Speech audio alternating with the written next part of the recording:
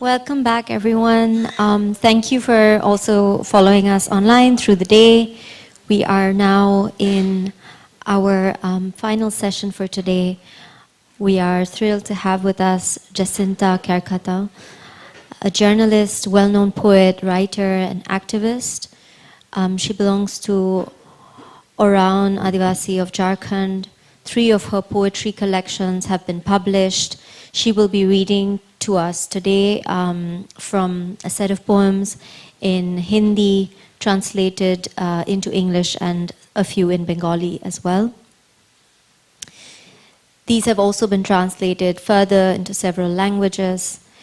She has not only documented the struggle of Adivasi society, their perspective in her creative writings have played a huge role in influencing people to understand what daily struggles look like, what intergenerational approaches to extractivism, to dispossession and displacement feel like as an everyday unfolding and rampant challenge.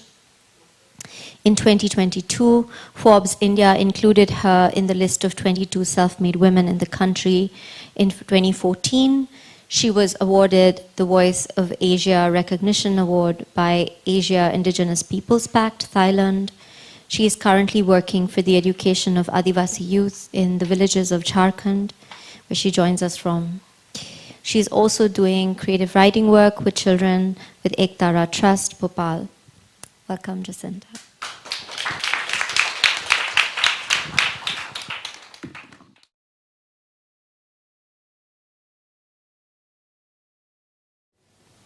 Hello, ठीक है भाई। फिर से आप सभी को जोहार।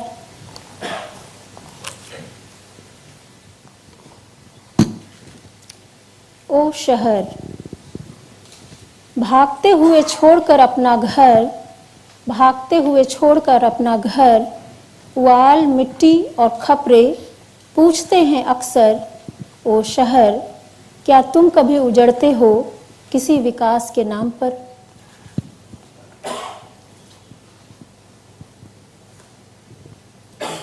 O city, leaving behind their homes, their soil, their bales of straw, fleeing the roof over their heads, they often ask, O city, are you ever wrenched by the very roots in the name of so-called progress?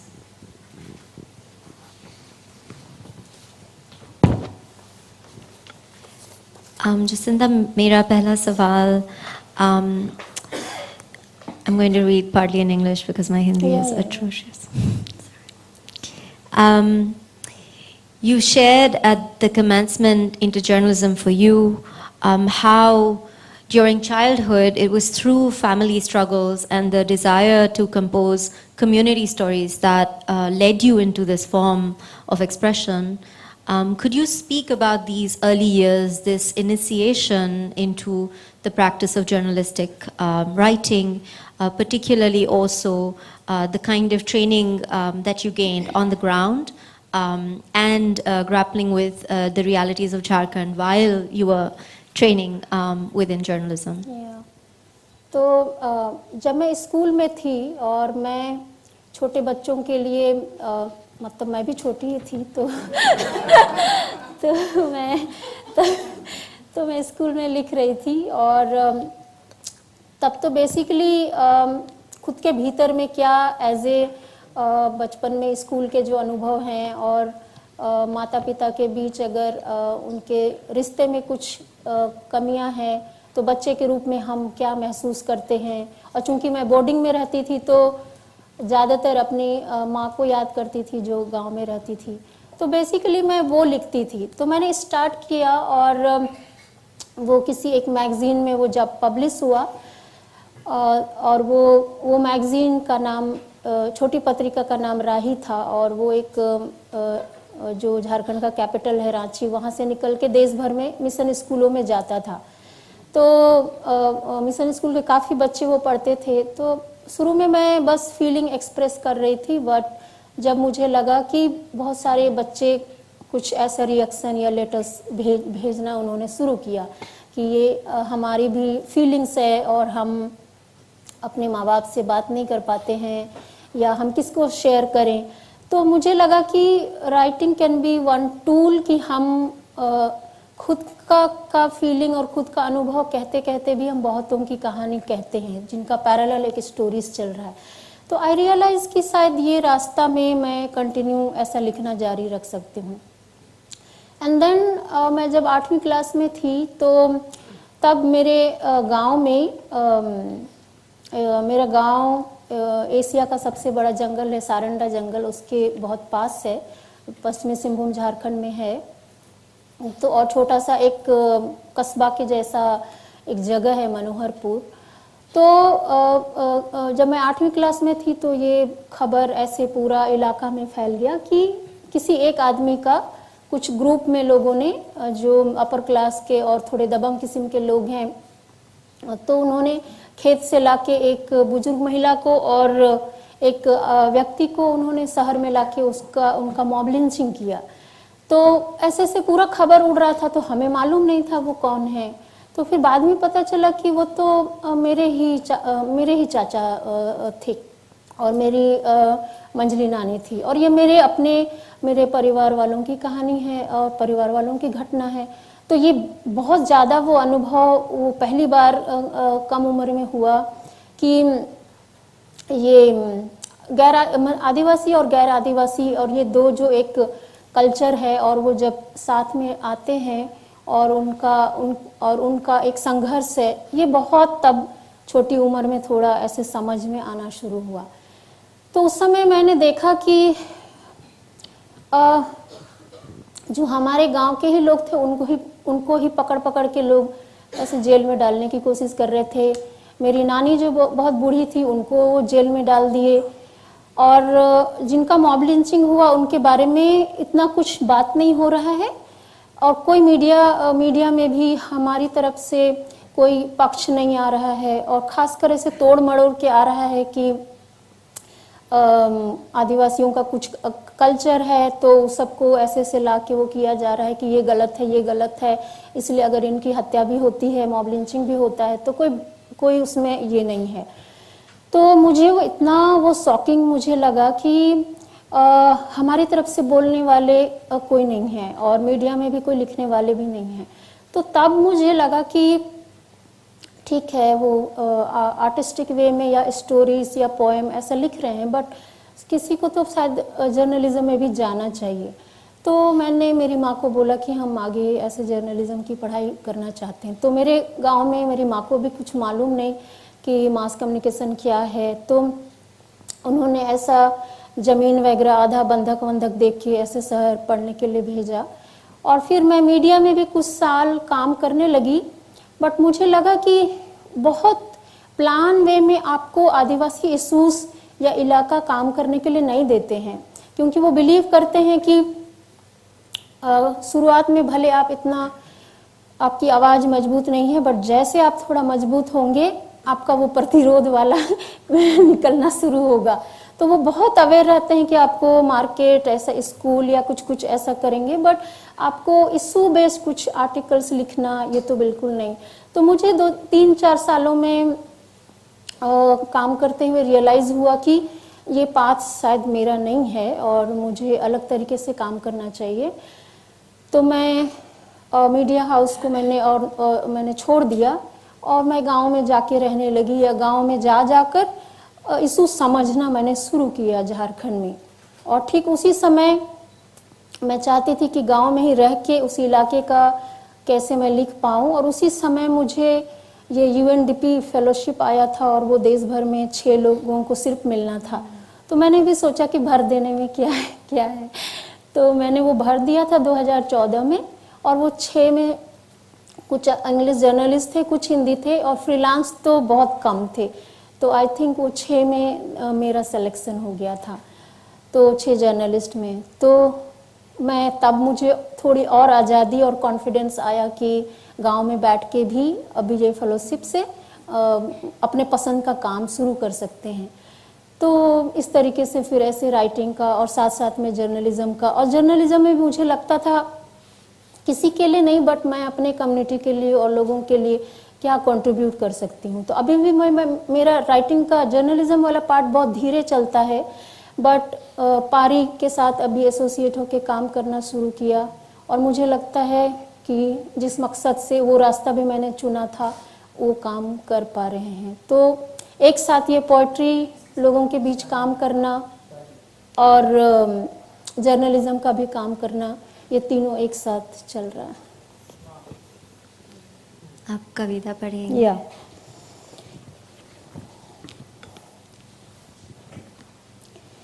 मेरा आदिवासी होना, न साड़ी न खोपा न गोदना न गहना, कुछ भी नहीं पहनती, फिर कैसी आदिवासी हो तुम, अक्सर लोग पूछते हैं मुझसे। पर मैं उनसे कहना चाहती हूँ, धरती के करीब रहना ही आदिवासी होना है, प्रकृति के साथ चलना ही आदिवासी होना है, नदी की तरह बहना और सहज रहना ही आदिवासी होना है, भीतर और बाहर हर बंधन के खिलाफ लड़ना ही आदिवासी होना है, और अपने सुंदर होने के सारे चिन्हों के साथ ज़्यादा मनुष्य होना ही आदिवासी होना है। पर किसी के मन में सिर्फ रह गया हो कोई गहना गोदना और कोई नहीं समझ पाता हो क्या होता है आदिवासी होना, तो मैं चाहती हूँ बदले समय में नए सिरे से प्रतीकों में फंस गए हर भ्रम को तोड़ देना। इसी आदिवासियत के साथ बचा रह सकता है धरती पर किसी का आदिवासी होना।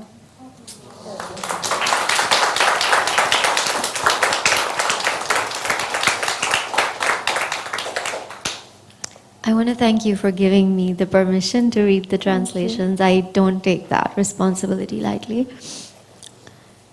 My being an Adivasi, no sari, no braids in the hair, no tattoos, no jewelry, none of that you wear. What kind of Adivasi we have here, we have there? A question people ask me often. This is what I would like to tell them. To be with the earth in close connection, to live with Mother Nature in harmony and unison, to flow like a river and remain natural, pure, innocent, to be in revolt against all fetters without and within, and while wearing all symbols of beauty, to be more human. That is what it means to be an Adivasi. But for minds that can only think in terms of jewelry and tattoos on the skin and fail to comprehend what it truly means to be Adivasi, to be of indigenous origin, I wish in these changing times to shatter anew all fallacies, all notions, falsely holding on to symbols and emblems. This inherent indigeneity alone can preserve one's being an Adivasi on this earth for the good of my country.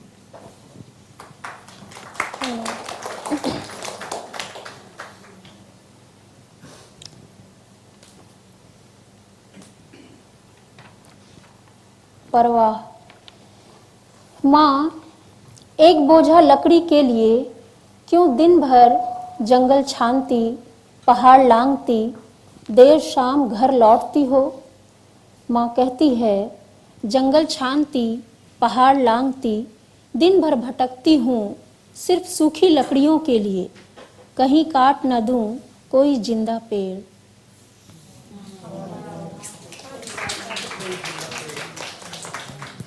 Care. Mother, why do you scour the jungle, climb over hills all day, and come home late with the load of wood, just one bundle? In reply, Mother says, I scour the woods, climb over hills, wander the whole day for dry firewood, just one bundle, as I'm weary of cutting a living tree out of care for my jungle. There is Bangla translation. উদ্বেগ। মা, শুধু এক বোঝা কাঠের জন্য কেন সারাদিন জঙ্গল চষে বেরিয়ে পাহাড় ভেঙে সন্ধ্যার পরে ঘরে ফেরো? উত্তরে মা বলেন, জঙ্গল চষে বেড়াই, পাহাড় ভাঙি, দিনভর ঘুরে বেড়াই শুধু শুকনো কাঠের জন্য, পাছে কেটে ফেলি কোনো জীবন্ত গাছ।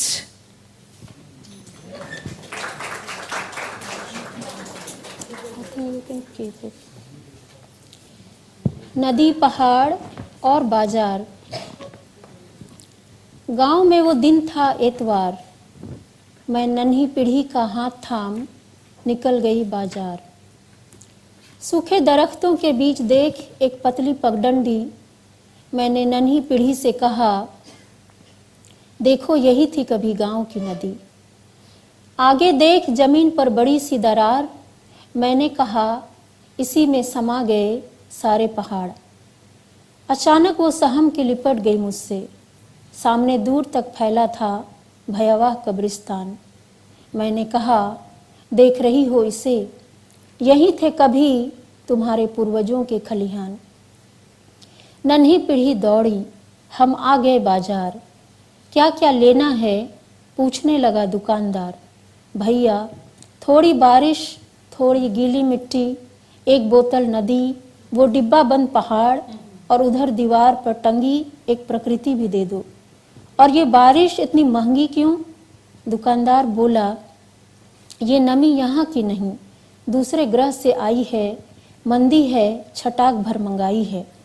पैसे निकालने साड़ी की कोर टटोली चौंकी, देखा आंचल की गांठ में रुपयों की जगह पूरा वजूद मुड़ा पड़ा था।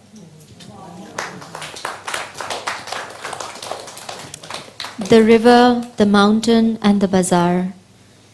It was a Sunday, and I, holding little posterity by the hand, set out for the village bazaar.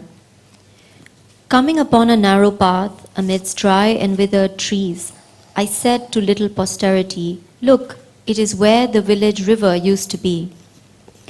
A deep furrow in the ground ahead swallowed all the mountains, I said. Suddenly, struck by fear, she held me tight.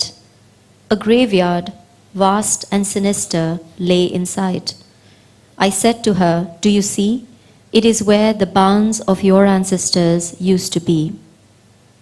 Little posterity ran on. We're here at the bazaar. What would you like to buy? The shopkeeper asked. Brother, a little rain, a handful wet earth, a bottle of river, and that mountain preserved. There, hanging on that wall, a piece of nature as well. And why is the rain so dear, pray tell? The shopkeeper said. This wetness is not of here. It comes from another sphere. Times are slack, have ordered just a sack. Fumbling for money in the corner of my sari, I untied the knot, only to see, in place of a few folded rupees, the crumpled folds of my entire being.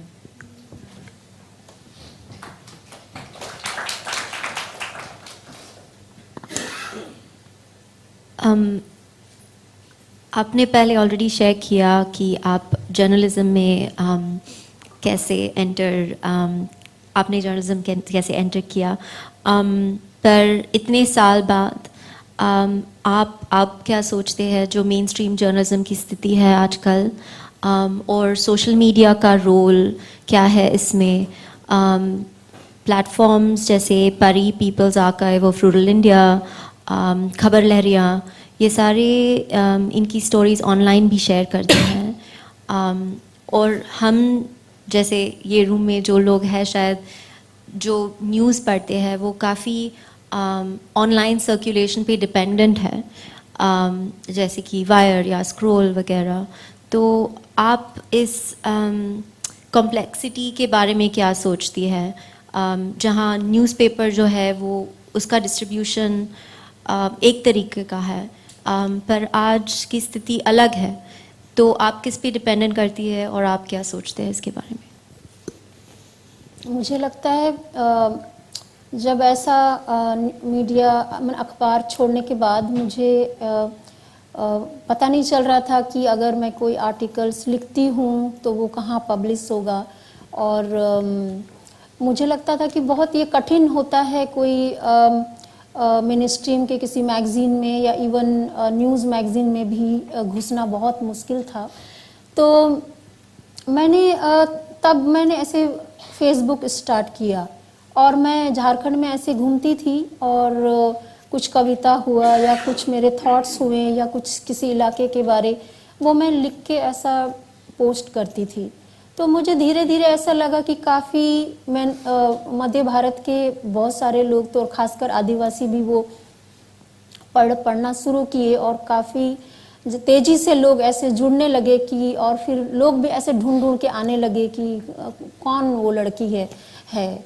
तो तब मुझे दिल्ली से या और दूसरी जगहों से भी लोगों ने भी संपर्क करना शुरू किया कि आप कुछ लिखेंगे तो हम पब्लिश कर सकते हैं। और साहित्य के भी जो दिल्ली से या बनारस से ऐसी जगहों से जो पत्रिकाएं निकल रही हैं, तब तो हम नहीं सोचते थे कि वहाँ भी हमें जगह मिलेगा। तो जब फेसबुक के ही माध्यम से, मुझे लगता है सोशल मीडिया के माध्यम से ही लोग ये देखने लगे कि कोई तो है जो कहीं से तो लिख रही है, बट वो मुझे ऐसे फेस से नहीं जानते थे। तो लोग ढूंढ के भी कभी झारखंड आ जाते थे तो वो ढूंढते थे कि वो लड़की कौन है। तो मुझे लगता है इस तरीके से मीडिया के लिए भी लिखना शुरू हुआ और साहित्यिक मैगजीन में भी तब घुसना वो संभव हुआ। तो भारतीय ज्ञानपीठ ये बहुत बड़े अभी तो बंद हो गया है, बट तब तो बहुत बड़ा उसका हिंदी ये जगत में पब्लिशर के रूप में नाम भी था और हम कभी नहीं सोचते थे कि हमें उधर जगह मिलेगा। तो उनका एक मैगजीन ज्ञानोदय आता है, वहाँ पे कविताएं पब्लिश हुई। फिर बनारस यूनिवर्सिटी से एक मैगजीन निकलता है तो वहाँ से पब्लिश हुआ। कानपुर से एक तद्भव करके मैगजीन पब्लिश होता है और कुछ शायद 2-3 महीने में, बट बहुत अच्छा, तो वहाँ भी पब्लिश हुआ। तो ये कुछ साहित्य में लोग पढ़ते हैं और इसमें पब्लिश होना वो थोड़ा नोटिस करने लगे कि कौन लड़की है। तो मुझे लगता है सोशल मीडिया से ही थोड़ा लोगों के बीच में जाने का अवसर मिला और आदिवासी समुदाय में भी लोग पढ़ने लगे कि कोई तो एटलीस्ट हम लोग के बीच में से कोई युवा लिख रहा है, तो ऐसा उनका भी ध्यान आने लगा। तो मुझे लगता है कि सोशल मीडिया तो एक आने से मुझे लगता है हाशिए के समाज के लिए, आदिवासी समाज के लिए वो एक वैकल्पिक माध्यम का तो बहुत बड़ा उसने तो थोड़ा काम किया।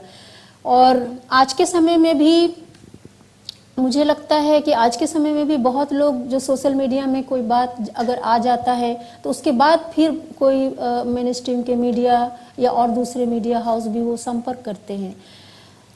तो मुझे लगता है कि सोशल मीडिया का तो एक बड़ा हाथ है और स्टिल मैं समझती हूँ कि बड़े मीडिया हाउस देश भर में इवन हाशिए के समाज के लिए भी और आदिवासी समाज के प्रति तो एक स्टीरियोटाइप जो एक मेंटालिटी है, मैं आज तक भी वो बना हुआ है। अभी भी कोई झारखंड या छत्तीसगढ़ की तरफ अगर जाते हैं तो मैंने इतने पढ़े लिखे लोगों को भी ऐसे सवाल करते देखा है कि क्या अभी भी वो कपड़ा पहनते हैं क्या, ऐसे करके वो सवाल करते हैं।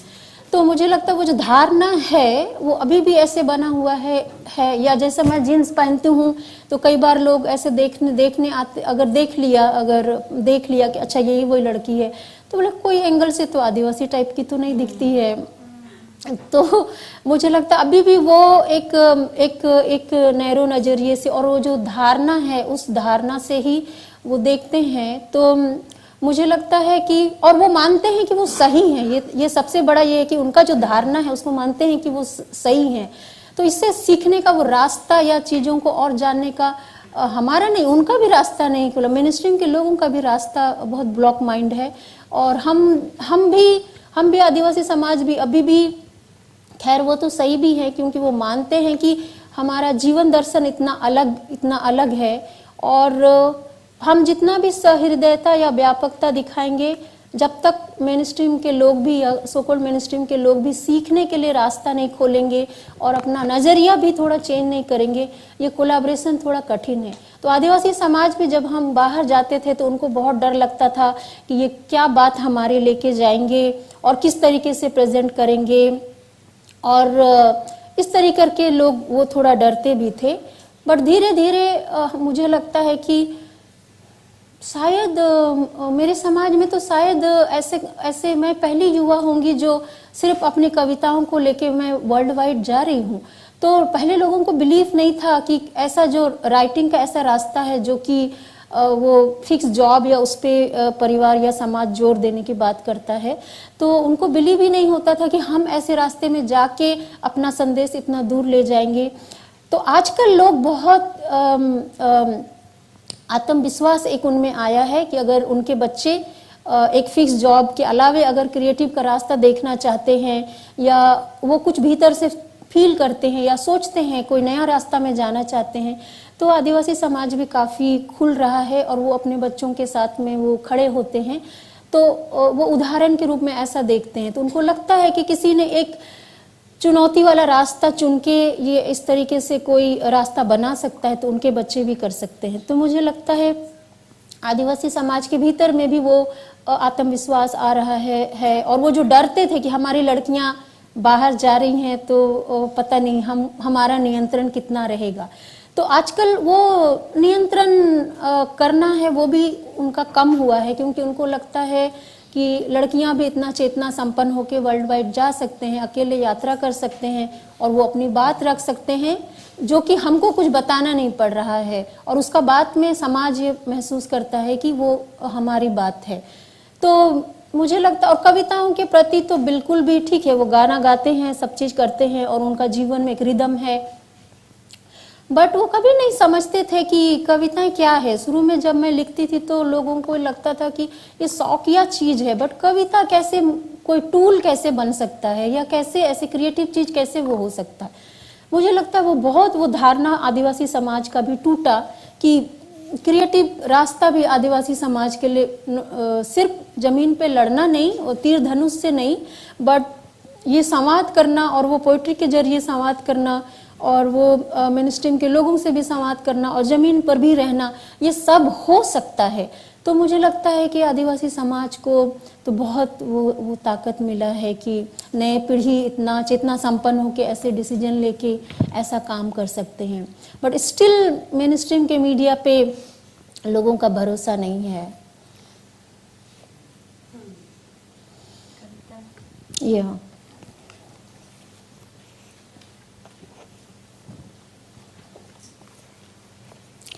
मैं देश हित में क्या सोचता हूँ। मैं एक साधारण सा आदमी हूँ, व्यवसाय करता हूँ, रोज़ अपने फ्लैट से निकलता हूँ और देर रात फ्लैट में घुसता हूँ, बाहर पहरा बिठाए रखता हूँ। टीवी देखता हुआ सोचता हूँ कश्मीर में सारे भारतीय क्यों नहीं घुस सकते। अच्छा हुआ सरकार ने 370 हटा दिया और ये आदिवासी इलाके ये क्या बाहरी भीतरी लगाए रखते हैं, वहाँ भी सभी भारतीय क्यों बस नहीं सकते। मैं तो दलितों को जाहिल और आदिवासियों को जानवर समझता हूँ, मुस्लिम और ईसाई को देशद्रोही और इस देश से उन सबकी सफाई चाहता हूँ। मैंने कभी जीवन में गांव नहीं देखे, बस्ती नहीं देखी, झुग्गियाँ नहीं देखी, जंगल नहीं देखे, मैं किसी को भी ठीक से जानता नहीं। मुट्ठी भर लोगों को जानता पहचानता हूँ जिन्हें मैं भारतीय मानता हूँ और चाहता हूँ ये भारतीय हर जगह घुसें और सारे संसाधनों पर कब्जा करें। देश हित में यही सोचता हुआ अपने फ्लैट में घुसता हूँ, बाहर पहरा बिठाए रखता हूँ। मेरे सुकून और स्वतंत्रता में दखल देने यहाँ कोई घुस न आ पाए, इस बात का पूरा ध्यान रखता हूँ।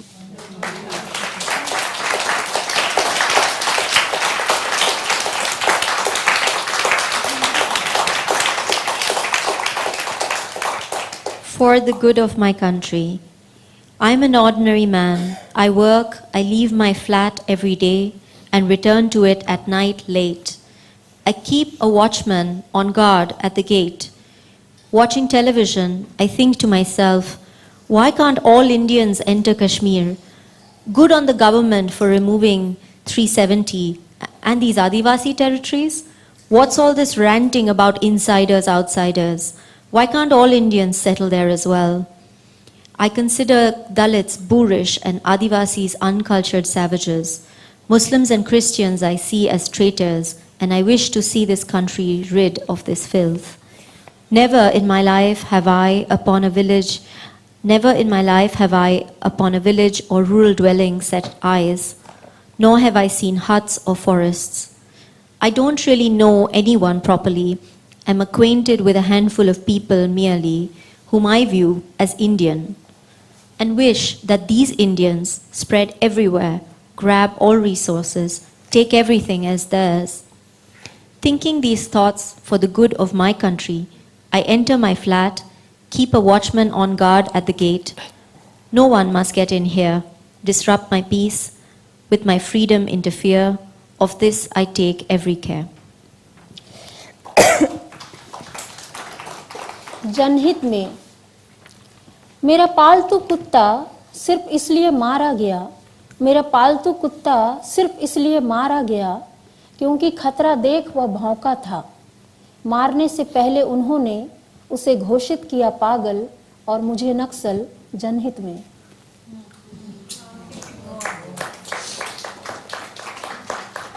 In public interest, my pet dog was murdered for the sole reason that it had barked on seeing a danger. It was declared rabid before being killed, and I, a Naxal, in public interest. पहाड़ों के लिए public Bangla में জনস্বার্থে আমার পোষ্য কুকুরটাকে শুধু এই জন্য মেরে ফেলা হলো কারণ বিপদ আসন্ন দেখে সে ডেকে উঠেছিল। হত্যা করার আগে তিনি তাকে আখ্যা দিলেন পাগল আর আমাকে নকশাল। জনস্বার্থে।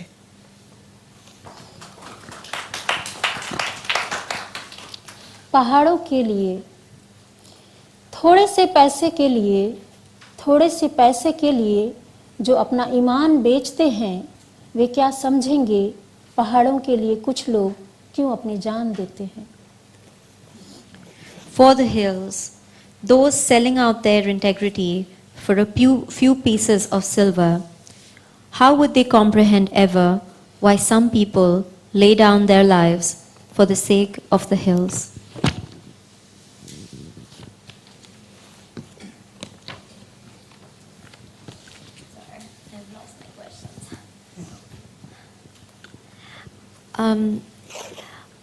हमें ऐसा भी पूछना था कि आपके बीच गांव में छोटे छोटे शहरों में जहां आप रिसर्च करते हैं वहाँ के जो ओरल स्टोरी टेलिंग ट्रेडिशंस है, वहाँ के जो बहुत ही लोकल स्ट्रीट परफॉर्मेंस ट्रेडिशंस है या म्यूज़िक फेस्टिवल सीजन्स में जो म्यूज़िक ट्रेडिशंस है जिससे लोग की हिस्ट्री एंसेस्ट्रल हिस्ट्रीज पास हो सकती है, उसकी इंस्पिरेशन आप पे क्या है?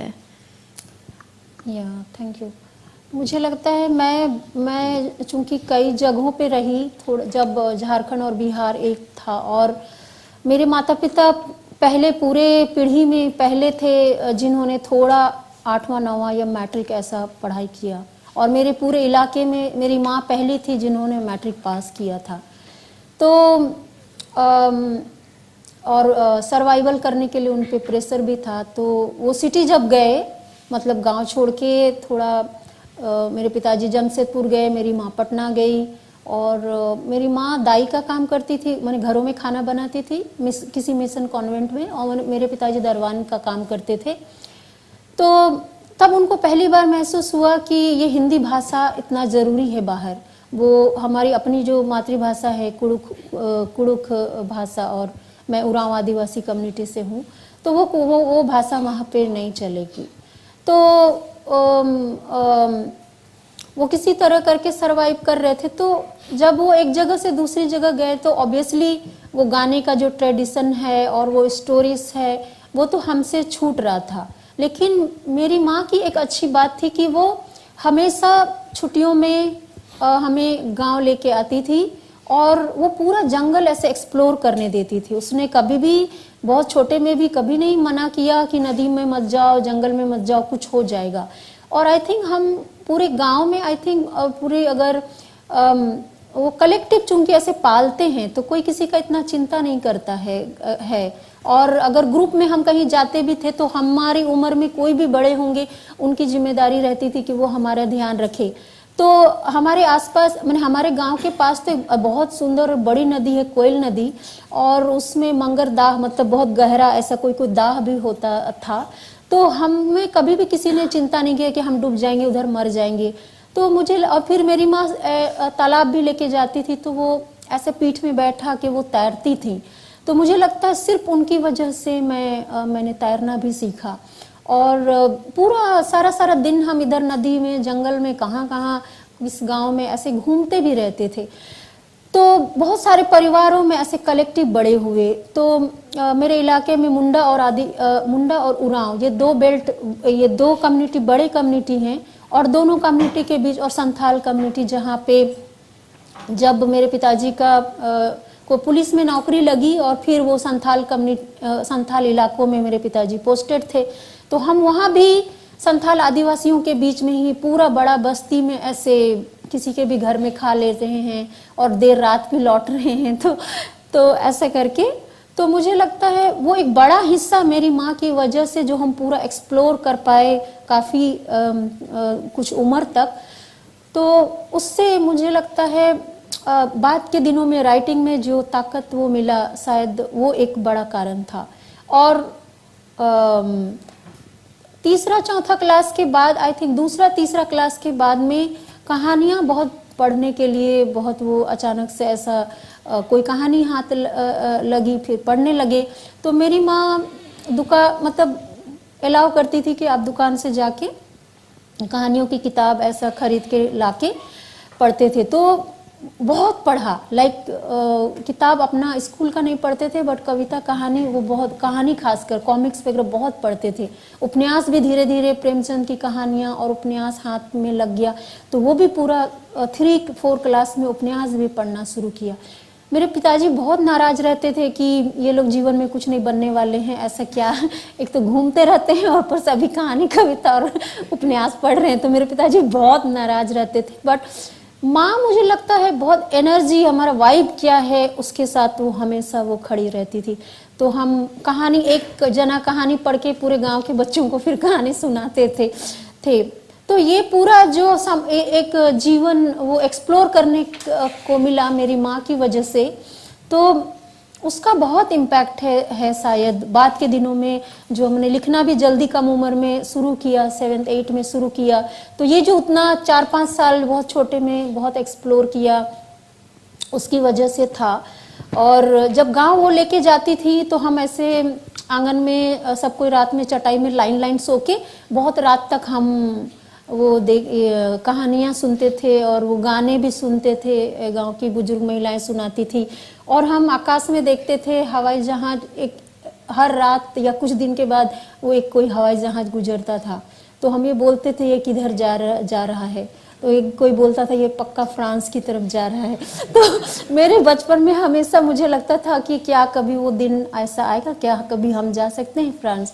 तो 2020 में जब मैं फ्रांस जा रही थी तो मैं वहाँ इंटरव्यू में यही बता रही थी कि हम तो गांव के आंगन में लेट करके जो गुजरता था हवाई जहाज, तो यही सोचते थे कि ये जरूर पक्का फ्रांस ही जा रहा होगा। तो मुझे लगता है कि तो मैं पेरिस जाने से पहले कोई इंटरव्यू ले रहे थे तो मैं यही बात उनको बता रही थी। तो मुझे लगता है कि माँओं का शायद बहुत बड़ा रोल होता है पूरा ये जो समाज को और कलेक्टिव जो पालते हैं।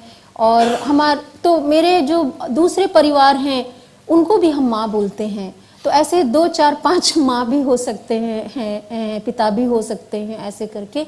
तो मुझे लगता है उसने बहुत ओरिजिनल, ऑथेंटिक में रहना बहुत वो मदद किया। क्योंकि जब हम बिहार में रहते थे तो बिहार का कल्चर इतना अलग है, तो उधर जाके हमारा दिमाग बहुत ख़राब हो जाता था।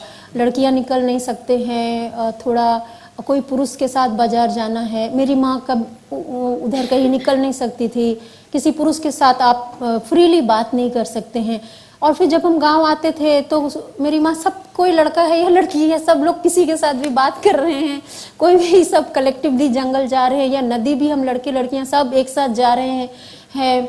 तो मुझे लगता था कि ये इतना अलग है, और लड़के थोड़े शर्माते हैं, ये तो हमें देख के बहुत अच्छा लगता था, क्योंकि बिहार में तो लड़के नहीं शर्मा रहे थे। तो हमें वो लगता था कि जैसे बिहार जाते थे हमें लगता था ये कल्चर, हम तो लड़कों से डरते हैं, ये क्या शर्माएंगे। तो हम बहुत उनसे बहुत एक अलग सा होता, हमारा दिमाग ऐसे हिल जाएगा, लगता था ये ऐसा इम्बैलेंस हो जाएगा। लेकिन मुझे लगता है आदिवासी समाज में मेरी माँ जो लाती थी उसकी वजह से हम बहुत बच गए, क्योंकि एक जो डर है, जो बिना डर का कोई बचपन जीना, और एक आप एज ए लड़की आप बड़े हो रहे हैं और तब डर के वो जीना, ये दोनों का वो कैसे बैलेंस करेंगे, और ये कल्चर के बीच में कैसे बैलेंस करेंगे, और ये शायद मेरी माँ की वजह से हम लोगों को वो ताकत मिला, और ये दो समाज को भी देखने का वो ताकत मिला, दोनों का वर्ल्ड व्यू को भी समझने का। तो बहुत कम उम्र में शायद मैं जल्दी मुझे ये वर्ल्ड व्यू भी समझ में आ रहा था, जो कि बहुत जल्दी वो राइटिंग्स में भी वो आने लगा था। और प्लस ये भी था कि चूंकि मेरे पिताजी की नौकरी थी तो वो थोड़ा इधर उधर जा रहे थे, प्लस मेरी माँ भी नौकरी की तलाश में हमें लेके अलग अलग जगहों में जा रही थी। तो हमने देखा कि वो अलग अलग कम्युनिटी, अलग अलग समुदाय के लोग हमें घर में ऐसे रहने के लिए भी जगह दे रहे थे। और तो मुझे कभी मैं शायद बहुत नैरोनेस के साथ नहीं बड़ी हुई, क्योंकि कोई हिंदू है, कोई मुस्लिम है, कोई आदिवासी कम्युनिटी है, कोई सिख कम्युनिटी है, ऐसे लोगों ने भी हमें बहुत मदद किया। तो मुझे कभी भी ये नहीं लगा कि ये बुरे हैं, ये समाज बुरा है, ये समाज बुरा है, ये नैरोनेस के साथ और हम ही बहुत अच्छे हैं, ऐसा भी बहुत गर्व ये के साथ में मैं बड़ी नहीं हुई। तो वो सारा चीज़ बाद में वो राइटिंग में वो आता था। तो लोग ये पूछते थे कि इतना व्यापक था उसका राइटिंग में, वो कैसे है, और वो हर समाज के अच्छाई के साथ में वो खड़ी होती है, या उसका दुख के साथ में वो खड़े होते हैं, ये कहाँ से आ रहा है। तो वो भी मुझे लगता है कि मेरी माँ की वजह से, क्योंकि वो इतना आज़ादी देती थी कि हम दूसरे कम्युनिटी के भी परिवारों के साथ जा सके, उनके परिवार में घुल मिल सके, उनके साथ हम खाना खाते थे।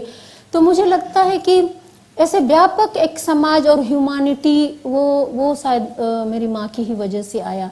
तो आज के डेट में भी ये सारे लोग, अलग अलग समुदाय के लोग, जो पहले आदिवासियों के बारे इतना अच्छा नहीं भी सोचते थे, पर आज के समय में वो सब कम्युनिटी के लोग उस पर्सपेक्टिव से भी देखना शुरू कर रहे हैं, और वो ये स्वीकार करते हैं कि हमें इतना नहीं मालूम था। हमें तो लगता था कि इस देश में सारे के सारे हिंदू ही हैं और आदिवासियों का भी रिलीजन वही है, हम उनके बारे में इतना नेचर कल्चर के बारे, नेचर वर्शिप के बारे हम नहीं जानते। तो ये परिवारों में लोग एक्सेप्ट करते हैं। और मैं भी ये देख पाती हूँ कि सिर्फ आदिवासियत को लेके मेरे भीतर इतना कोई ऐसा बहुत महिमा मंडन या कट्टरता ऐसा इसलिए भी नहीं आ पाया कि जो बुराई है वो किसी भी समाज में हो सकता है, मेरे भी समाज में है, और अच्छाई वो किसी भी समाज में हो सकता है। तो वो सब बाउंड्री को तोड़ने का भी रास्ता मुझे मेरी माँ से मिला।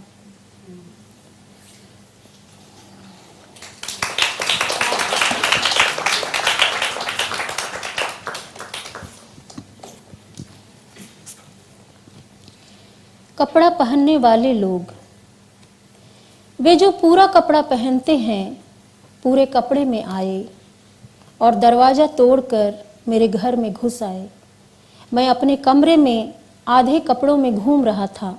वे मुझे देखते ही बोले, अधनंगे, अविकसित, असभ्य। मैं उनसे इतना ही कहना चाहता हूँ, किसी के घर में दरवाज़ा तोड़कर घुसना असभ्य होना है। सभ्यता की बात करने से पहले बस दरवाज़ा खटखटाकर आना सीख लें।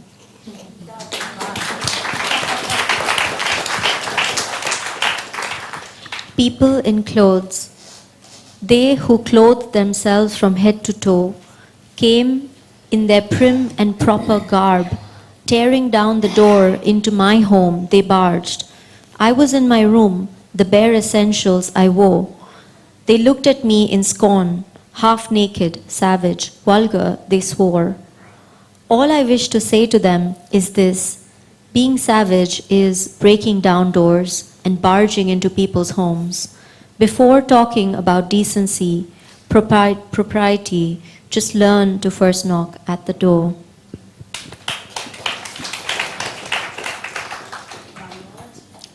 जहाँ कुछ नहीं पहुँचता। पहाड़ पर लोग पहाड़ का पानी पीते हैं, सरकार का पानी वहाँ तक नहीं पहुँचता।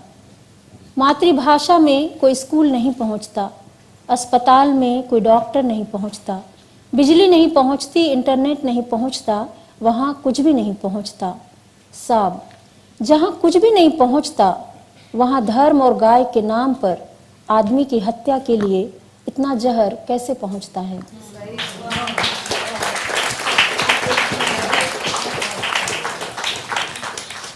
Where nothing reaches. People of the hills drink from streams and springs. Government water does not reach there, nor does a school teaching in the vernacular, or in the hospitals any doctor. Neither electricity nor the internet, absolutely nothing reaches there. So, tell me, Sahib, where nothing reaches, how does there reach so much poison to kill one's own fellow men in the name of cow and religion?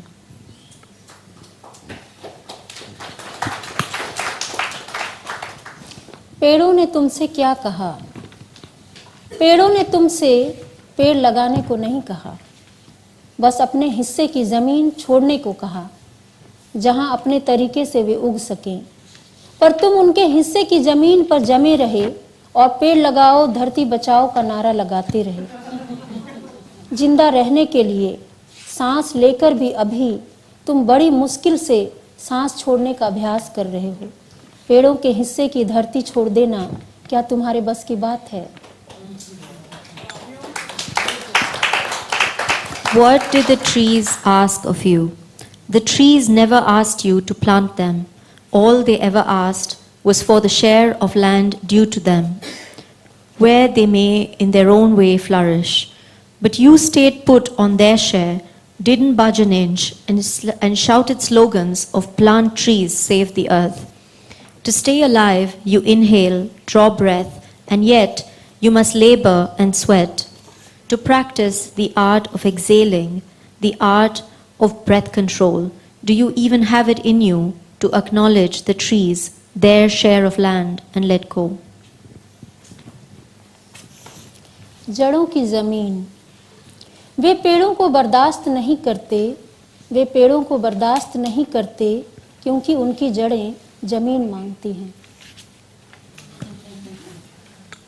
Land of the roots, the sight of trees they cannot stand, for the roots of trees they claim land.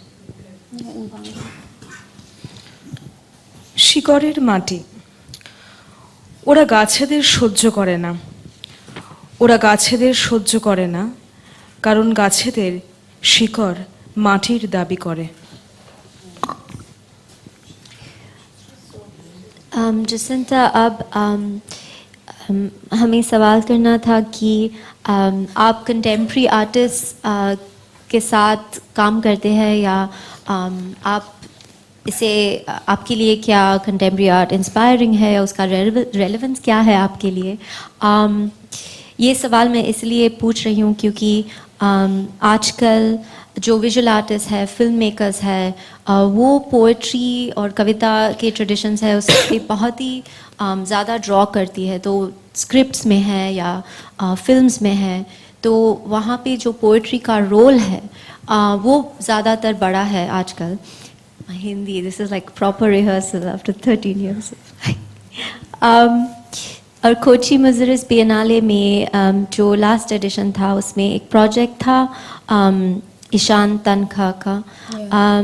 उसमें भी आपकी जो poetry है उस पर reference की थी और जो फोटोग्राफी है एक टाइमलाइन बनाई गई थी।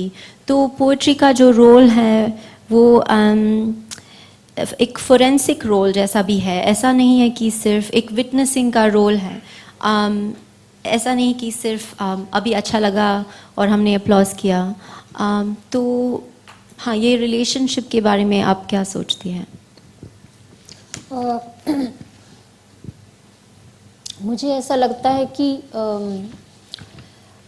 सारे जो आर्ट्स हैं वो बहुत एक दूसरे के साथ कनेक्टेड हैं और वो चूंकि एक यूनिवर्सल वैल्यूज़ की बात बोलते हैं और एक तरीके से अपने में थोड़े अधूरे से भी हैं। अगर सिर्फ हम कविता और कविता को एक किनारे वो रखेंगे तो कविता कितने लोग वो पढ़ते हैं। तो इस तरीके से मुझे लगता है जब हम चीज़ों को ऐसे अलग अलग ऐसे खांचे में डाल के रखते हैं तो वो उसी तरह का समाज में भी जो एक वर्ग है कविता पढ़ता है या जिनको चित्रकारी में रुचि है या जिनको फिल्म में रुचि है, तो ये ऐसे अलग अलग ऐसे बॉक्स में वो चला जाता है। जबकि मैं एज ए आदिवासी और आदिवासी नज़रिया जो है, जो जीवन दर्शन है, वो सब चीज़ों को ऐसे कनेक्ट होके देखता है। तो जब आदिवासी इलाके में कोई अगर जिसने अगर तस्वीरें खींची हैं तो वो जाहिर सी बात है कि अगर उस रास्ते में कुछ कविता है या गाना है या कुछ है तो वो ज़रूर वो उठा के उसके साथ में वो जोड़ना चाहेंगे। और ईशान तनखा चूँकि वो छत्तीसगढ़ इलाके में वो रह के काफ़ी उन्होंने फोटोग्राफी की थी और वो ऐसे जब वो ये जनहित में ये कविता वो जब गुजरे तो उन्होंने कहा कि ये इमेज और ये पोइट्री साथ में लाने से ये और वो पावरफुल हो सकता है। और चूँकि हम सिर्फ हार्ट को नहीं छूना चाहते हैं हार्ट को डीपली तो वहाँ पहुँचना चाहते हैं, बट वो ब्रेन को भी कैसे वो झकझोरता है, ये दोनों चीज़ वो ज़रूरत है। तो मुझे लगता है सारे लोग अभी पीएचडी में वो अपनी किताब वो पोइट्री से शुरू कर रहे हैं और आर्ट प्रोग्राम में भी वो कविता के साथ में इस्तेमाल करें। इवन मैंने अभी देखा कि पहले जो हमारे कुछ टीचर्स थे जिन्होंने हमें मास कम्युनिकेशन में पढ़ाया और जो डॉक्यूमेंट्री फिल्म बनाते हैं, वो कोई गीत या कुछ से शुरू करते थे, बट बाद में मैंने देखा कि वो पोइट्री के साथ भी उसको वो शुरू कर रहे हैं या पोइट्री को बीच में वो ला रहे हैं। तो ये कितने तरीके से ये इस्तेमाल हो सकता है एक दूसरे के साथ में, और मुझे लगता है वो एक दूसरे के साथ में आके और ज़्यादा पावरफुल बनता है। आपका इमेज है वो ऐसे ब्रेन में जाता है, फिर वर्ड्स हैं वो ऐसे खट से हार्ट में आता है, तो आप होलिस्टिक वे में ज़्यादा और मुझे लगता है जिंदा होते हैं। तो आर्ट का रोल तो वही है और वो ज़्यादा आपको अगर छू पाता है और ज़्यादा आपको झकझोर पाता है और वो यूनिवर्सल वैल्यूज़ की तरफ में अगर ले जाने में वो सक्षम होता है, तो सब कंटेम्प्रेरी आर्ट को तो कलेक्टिव आना चाहिए साथ में है, बजाय जो समाज में जो डिवाइडिंग चल रहा है वो आर्ट में भी हम ऐसे डिवाइडेड रहेंगे तो मुझे लगता है वो एक मकसद है, वहाँ तक नहीं पहुँच पाएंगे। तो मुझे लगता है साथ में आना वो ज़रूरी है। मेरा एक आखिरी सवाल है और उसके बाद शायद हम आपकी दो कविता और अगर कुछ सवाल है ऑडियंस में हम ट्रांसलेट भी कर सकते हैं। ये मेरा जो आखिरी सवाल है कि आप जो काम करती है बच्चों के साथ, जो अर्जेंट इश्यूज़ है एनवायरमेंटल वायलेंस, टॉक्सिसिटी के बारे में आपने mining toxicity, poisoning the earth you've talked about as well, जो एजुकेशन है दलित आंदोलनों के बारे में, वो सब तो करिकुलम से में है ही नहीं और जो करिकुलम एजुकेशनल करिकुलम्स में था वो भी हम रोज़ पढ़ रहे हैं न्यूज़पेपर में कि ये हटाया गया है, वो सेंसर्ड हुआ है, अब हम कुछ और ही हिस्ट्री सीखेंगे। तो इन सब डेवलपमेंट्स को लेके आप जो नेक्स्ट जनरेशन के साथ काम करते हैं एजुकेशनल वर्क, उसके बारे में कुछ शेयर करेंगे? ठीक है। तो मुझे जब मैंने ये 2-3 किताबें लिख ली और काफ़ी लोग पढ़ने भी लगे तो मुझे ऐसा ध्यान में आया कि ये बच्चों के लिए कोई इवन आदिवासी समाज में भी इतना ज़्यादा कोई राइटिंग नहीं आ रहा है और आदिवासी समाज के बाहर भी जो बच्चे हैं वो ऐसे पूरे नेचर को तो नहीं पढ़ पा रहे हैं। वो ज़्यादातर जो जैसे हम एक देश में अगर 5 नदी के बारे, 5 धर्म के बारे, या धर्म तो नहीं, ये पूजा के बारे, तो बच्चों को लगता है यही इसी के साथ वो फिक्स हो जाते हैं। देन आई स्टार्टेड राइटिंग ये पूरा होल लाइफ और स्टाइल और उनका जीवन दर्शन के बारे जो पूरे जंगल में आदिवासियों के बीच और है। तो मैंने डायरी लिखना शुरू किया और वो भोपाल से एक मैगजीन निकलता है है। अडल्सन्स माता पिता सब पढ़ सकते हैं, साइकिल उसमें पब्लिश होने लगा। तो काफ़ी माता पिता पढ़ पढ़ के मुझे मैसेज करने लगे, वो ढूंढ ढूंढ के। मेरा ईमेल नहीं मिलता था तो वो सीधा दवायर को मुझे लेटर लिखते थे कि हमारा लेटर उनको पहुंचा दीजिए। तो मुझे लगा कि ये बच्चों के लिए लिखना मैंने शुरू किया और उनके लिए कविताएं लिखना भी शुरू किया। तो ये डायरी की एक किताब पब्लिश हुई है और कविताओं की किताब। तो उसमें इतने सारे फूल हैं, वो सब फूलों के ऊपर, बट ये थोड़ा सा उसमें पॉलिटिकल टच भी है। लाइक एक छोटा सा फूल है, जिरहुल का फूल बोलते हैं हमारी तरफ, और वो बहुत बैगनी कलर का पहाड़ पर वो खिलता है, वो बहुत छोटा छोटा। तो उसका मैं ऐसे 2 लाइन बस मैं सुना रही हूँ कि पहाड़ पर खिलते हैं छोटे छोटे जिरहुल के फूल, जब उनके अस्तित्व पर खतरा मंडराता है तब वे पहाड़ की चोटी से चिल्लाते हैं हुल हुल। ये हुल आंदोलन या ऐसे उसका है। और एक दूसरा छोटा कविता सुनाती हूँ कि क्या तुम्हारी तरफ सूरज नहीं उगता, कितने तो पहाड़ तोड़े, कितने जंगल उजाड़े, पर बांध का पानी हमारे घरों तक तो नहीं पहुँचता। हमें तुमने सौर ऊर्जा से चलने वाली बत्ती थमा दी। तुम भी शहर में सौर ऊर्जा से बत्ती क्यों नहीं जलाते, क्या तुम्हारी तरफ सूरज नहीं उगता। तो बच्चों के लिए लिखना शुरू किया। तो मुझे लग रहा है कि बच्चे और माँ बाप दोनों को वो जो अपना बॉक्स में है या खांचे में है उससे कैसे बाहर निकाल के थोड़ा और व्यापक तरीके से वो समाज को लेके, बाकी के हाशिए के समाज को लेके भी वो सेंसिटिव से हो सके, संवेदनशील हो सके। तो मुझे लगता है ये एक छोटी भूमिका मैं राइटिंग से करने की कोशिश कर रही हूँ। Now we're taking questions from the हम 2 audience. कविता पढ़ लें फिर। Okay, sure. नहीं इतना तो एक कविता है। क्यों महुए तोड़े नहीं जाते पेड़ से, माँ तुम सारी रात क्यों महुए के गिरने का इंतजार करती हो, क्यों नहीं पेड़ से ही सारा महुआ तोड़ लेती हो।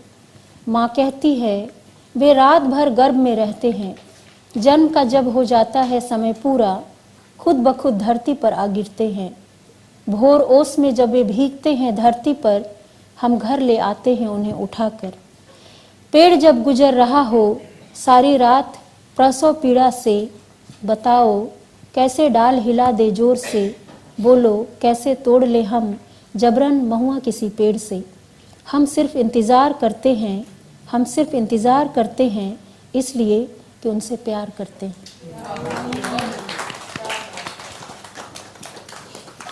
Why is the mahua not plucked from the tree? Mother, why do you wait all night for the mahua to fall? Why not pluck it all from the tree itself? Mother replies, they grow in the tree's womb all night, and when the time is ripe, fall to the ground on their own. As the dewdrops soak them at dawn, we pick them and bring them home. When all night long the tree is writhing with pangs of birth, how could we shake a branch, tell me? How could we pluck the mahua from a tree forcibly? We wait for the mahua to fall, for we love them, that's all. एक अंतिम छोटी कविता है, इसके साथ हम फिर question answer पर जाएंगे। इंतजार, वे हमारे सभ्य होने के इंतजार में हैं, वे हमारे सभ्य होने के इंतजार में हैं और हम उनके मनुष्य होने के।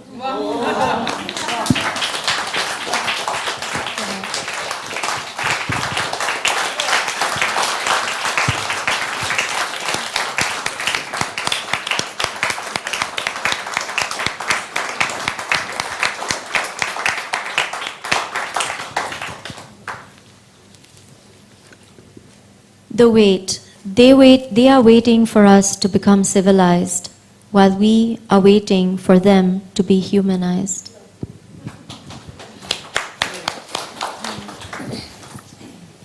Thank you for your poems. They are powerful and moving.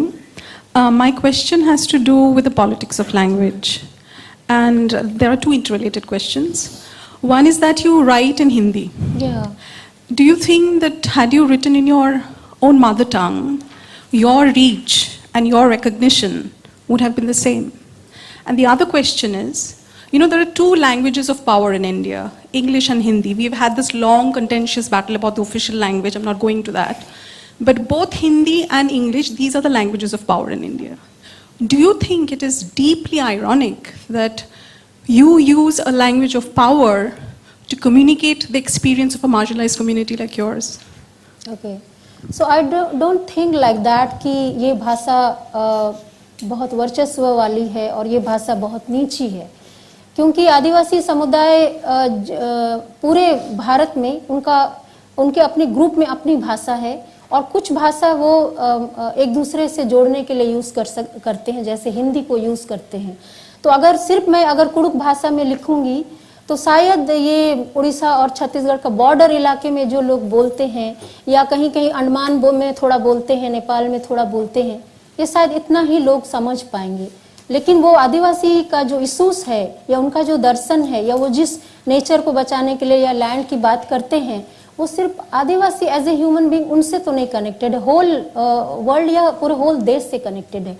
अगर कोई भाषा जो हमको मदद करता है वो यूनिवर्सल वैल्यू को बात करने के लिए, हर ह्यूमन बीइंग से हमको जोड़ने के लिए बात करता है, तो वो भाषा मेरे लिए इम्पोर्टेंट है। मैं उसको बहुत वर्चस्व को भाषा, किसी को बहुत नीचा की भाषा, मैं उसको इस तरीके से नहीं देखती हूँ।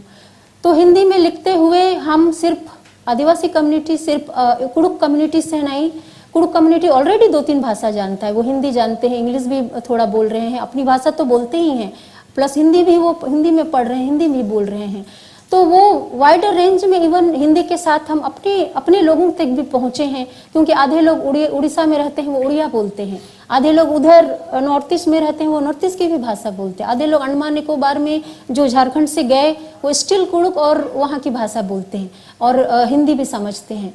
तो मुझे लगता है कि भाषा का इस्तेमाल शायद हम इस तरीके से भी उस मानसिकता के साथ भी कर रहे हैं किसी जो भी सहयोग करे या वो कैसे हम कनेक्ट हो पाए, क्योंकि ये भी मानसिकता वहाँ से आता है कि इसको ऐसा देखो, उसको वैसा देखो, इसको बियॉन्ड भी देखने का एक नज़रिया है कि एज ए ह्यूमन बीइंग हम कैसे जोड़ सकते हैं। अगर हम इंग्लिश, अगर हम आज के, आप बिलीव नहीं करेंगे, मैं तो इंग्लिश मीडियम में नहीं पढ़ी हूँ, ये 8 कंट्रीज में मैं ऐसे रफ ऐसे ही कुछ भी तोड़ मोड़ के इंग्लिश बोल के लोगों से बात कर रही हूँ, एंड एवरीबडी सेज कि हमको तुम्हारी जो दिल की बात है ना वो हमको अंग्रेजी ठीक से आए नहीं आए, वो जर्मन को फ्रेंच को फिर भी वो बोलते हैं हमको तुम्हारी दिल की भाषा हमें समझ में आ रही है।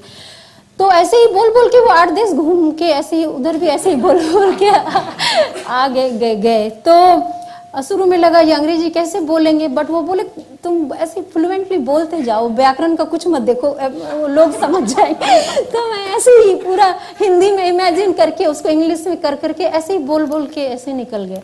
तो मुझे ये लग रहा था कि भाषा का हम बेसिकली, मैं यही देखती हूँ एज ए ह्यूमन बीइंग, हम वर्ल्ड वाइड, या मेरा लोगों पे बहुत भरोसा है और ह्यूमन बीइंग पे मेरा बहुत बिलीफ है कि जब भी उनका चेतना अगर वो खुलता है, जागता है, तो वो सिर्फ अपना कम्युनिटी की बात नहीं करेंगे, वो पूरा ह्यूमैनिटी का फिर बात करने वो लगेंगे।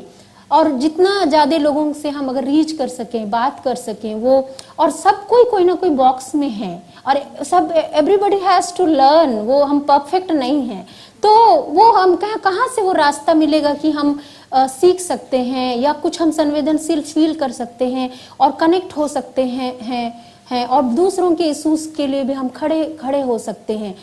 तो मुझे लगता है भाषाओं को इस तरह देखती हूँ। और मुझे ये लकीली, मैं उड़ीसा में कविता पाठ कर रही थी और एक जर्मनी से एक जर्मन पब्लिशर भी आए थे और इंडिया से भी जो हिंदी इंग्लिश बाइलिंगुअल पब्लिश करते हैं वो भी पब्लिशर थे। जर्मन पब्लिशर ने मुझसे कहा कि when I was going through जो पोइट्री, वो लिटरली वो रो रहे थे। देन ही डिसाइडेड कि मैं कविताएं अनुवाद करूंगा और 2021 में मेरे ट्रांसलेटर का, जर्मन ट्रांसलेटर का डेथ हो गया, बट मेरी कविता से उनको अंतिम विदाई उनको मेरी कविता से दिया गया। तो ही वॉज सो डेडिकेट, क्योंकि वो इतना आदिवासी कम्युनिटी से भी वो हार्ट से जुड़े थे, बाकी का सारा जीवन उन्होंने अनुवाद में ही लगाया। और जर्मनी में लाइक मोर देन लगभग 20 सिटीज़ में हमने पोइट्री के साथ ये डायलॉग किया और लोग बोल रहे थे कि हर जगह पे लोग रोते थे। वो बोलते थे कि कविता इतना छू सकता है ये और इतना पावरफुल हो सकता है। और ऐसे ही टूटा फूटा अंग्रेजी में भी बोल बोल के हर सिटी में लोगों के साथ वो कम्युनिकेट कर रहे थे। तो मुझे लगता है भाषाओं को मैं तो इस तरीके से नहीं देख पाती हूँ। Thank you so much.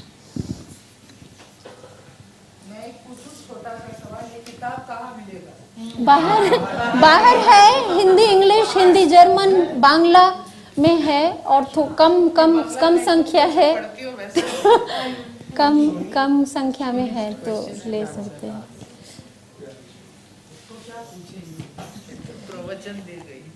Any last reflections? कुछ बोलने के लिए बचा नहीं है वैसे में, आपने हम लोग को सबको इमोशनल कर दिया है। तो लेकिन ये लगता है कि जिस तरह से आज today session started with care, coexistence, regional conversations and a lot of things जो आपने सबको मिला के लास्ट में जहाँ पे खड़ा कर दिया है। तो मैं एक चीज़ आपसे बस पूछना चाहती हूँ, आपकी मदर जैसे आपके लिए एक इंस्पिरेशन थी, आप भी आपके गांव और आपके आसपास के लिए एक इंस्पिरेशन होगी।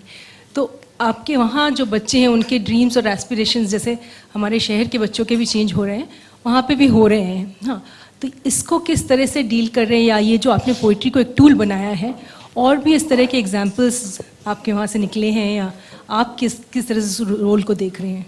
बिकॉज आप, I think you are so powerful, like. Thank you so much. तो मुझे लग रहा है मेरे समाज में तो काफ़ी चेंज आ रहा है। अभी हाल में एक आदिवासी लड़की ने बहुत सुंदर कविताएं उन्होंने लिखना शुरू किया और राजकमल पब्लिशर ने उनको पब्लिश किया है। और राजकमल पब्लिशर अभी, पहले तो कोई नहीं सोचता था कि वो हिंदी के बड़े पब्लिशर हैं, वहाँ तक कोई पहुँचेंगे, लेकिन वो अभी झारखंड आके राइटर्स ढूंढ रहे हैं कि आदिवासी में, यंग में और कौन लिख रहे हैं। तो मुझे लगता है वो एक रास्ता, जब मेरी किताब ये ईश्वर और बाजार, जब उन्होंने नहीं सोचा था ये इतना देश में वो चर्चित हो जाएगा, लेकिन फिर उनको लगा कि हम और राइटर्स को दे सकते हैं, तो वो बहुत फास्ट जगह दे रहे हैं। और अभी दिल्ली में उन्होंने आदिवासी पहचान और साहित्य को लेके कार्यक्रम भी ऑर्गेनाइज किया है और उसमें 3-4 आदिवासी यंग राइटर्स वो गए हैं।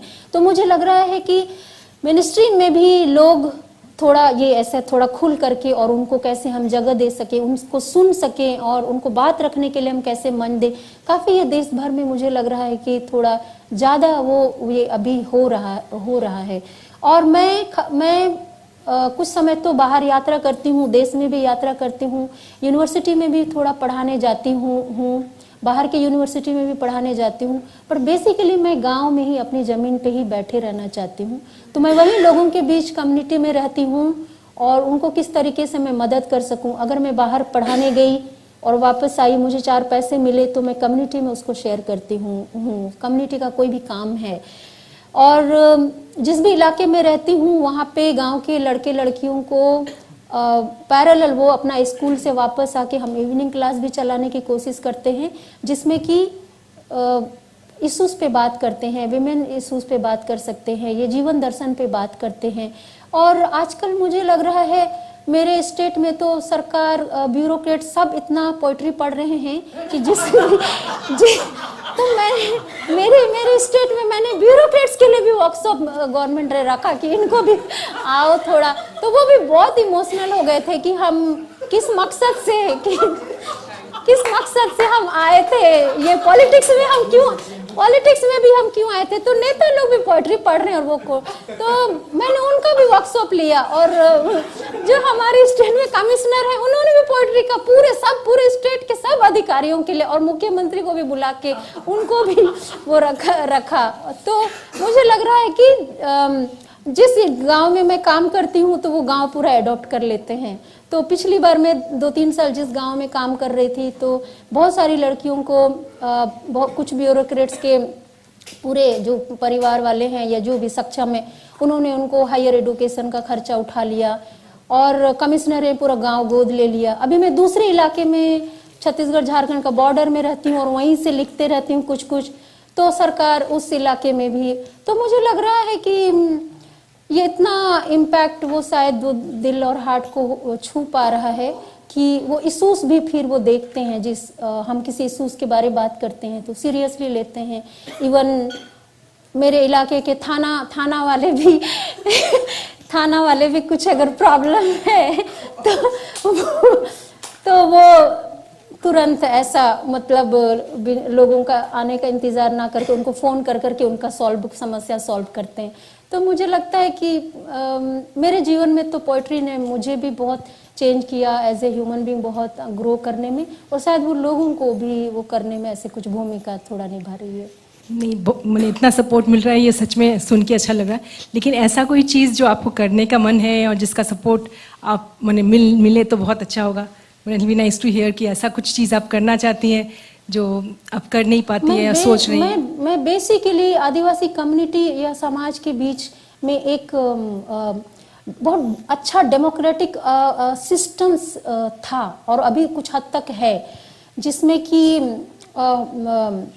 हर एक गांव का एक कोई पद होता था, जैसे न्यायाधीश का पद है और कुछ लीडरशिप का पद है। इस तरीके से बहुत अच्छा एक सिस्टम था जो बहुत टूट रहा है, और मेरी बहुत इच्छा है कि मैं वो सिस्टम्स को और मजबूत के लिए लोगों के बीच कैसे काम कर सकूं।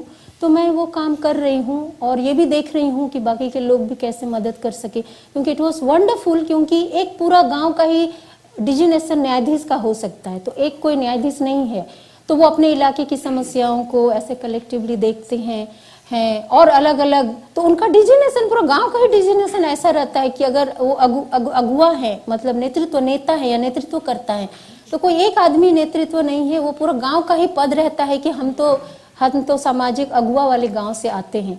तो ये दूसरे गांव में जब जाते हैं तो उनका चूंकि डिजिग्नेशन है, दूसरे गांव वाले बहुत रिस्पेक्ट करते हैं कि ये तो अगुआ के गांव से अगुआ आए हैं। तो it is very wonderful system, और वो नेगलेक्ट की वजह से या उतना लोग ऐसे बिखर रहे हैं और वो सारा चीज़ टूट रहा है। मेरे भीतर वो बहुत इच्छा है कि उसके वैल्यूज़ पे बात करते हुए और शिक्षित आदिवासी को या जो और बाहर के लोग पढ़े लिखे हैं और गांव के भी, इन लोगों के बीच में कैसे कोलैबोरेशन करके उस सिस्टम्स को जीवित रख सकते हैं। और युवाओं के बीच मुझे बहुत काम करने का मन है कि वैचारिक अंडरस्टैंडिंग के साथ ये जो आदिवासी जीवन दर्शन है वो सिर्फ हमारा नहीं है, और हमारे भीतर में भी वो जो मूल्य खत्म हो रहे हैं और बाहर के समाज और यो आदिवासी समाज दोनों के बीच वो कैसे वैचारिक मजबूत हो कि वो ब्रिज का काम कर सके। तो एक युवा के बीच और एक गांव के जमीनी ग्रास रूट में, ये दोनों तो मेरा काम करने का बहुत अच्छा है। Thank you, Jacinta. Your work is a reminder. कोई पूछना चाह रहे थे कुछ? I think we do need to conclude. Actually, we do need to conclude. We can have informal conversations where we're all here. We're not in a rush to leave. But I want to thank Jacinta for sharing from her life experience, from her poetry, reminding us of how it can be a unifying force, but moreover, a reminder of our reciprocal obligations to protect each other and the earth. Thank you. Thank you.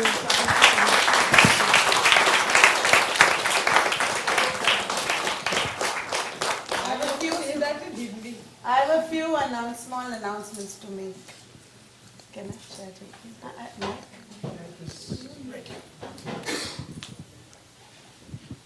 Firstly, nothing like announcements should be made at this moment. Our hearts are full. Don't know how to thank you for what you gave us today. It was a true gift. So thank you, Jacinta. And she is here. I know many of you may want to talk to her one-on-one.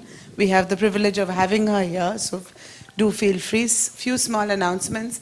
From 6 p.m. to 8 p.m. we have an opening at Experimenter Balaganj Place of Sahil Nayak, who is also here. Please do join us. It would be wonderful to have you all there. Tomorrow we will start sharp at 10 o'clock again. We will stick to time all day, but there are some wonderful events in the evening for those of you who have the time and would like to go.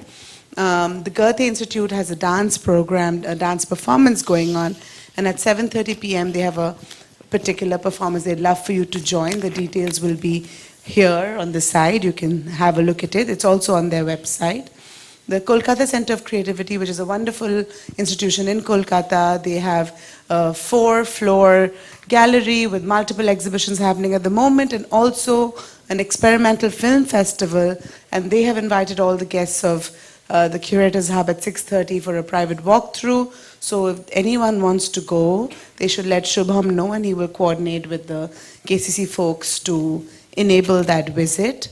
And on Sunday, there's a possible walk that our friend Nobina Gupta can organize for those who are interested, a small group of the Kolkata wetlands. Nobina is also here. Those who would like to go, please contact her and she will talk to you about it. They may not know enough about it, so those of you who would like to know, this is a wonderful walk. We highly recommend it. Those who would have the Sunday morning free, Nobina is here after the sessions. Do talk to her and let Shubham know if you're interested, and they'll coordinate. On that note, good evening and have a wonderful evening today. If you're joining us, please do. And if you have any questions, feel free to come to us or any of the speakers. No? Thank you and good night.